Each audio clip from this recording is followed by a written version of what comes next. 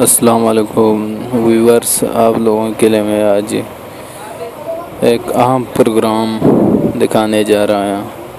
वो है सबसे पहले हम डैमेज एसडी कार्ड और फ्लैश ड्राइव को किस तरह रिपेयर करते हैं।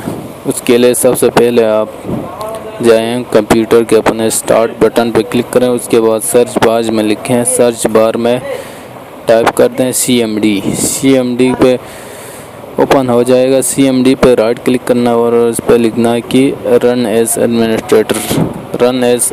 एडमिनिस्ट्रेटर क्लिक करने के बाद आपने लिखना है डिस्क पार्ट पे क्लिक करेगा तो इंटर कर देंगे। उसके बाद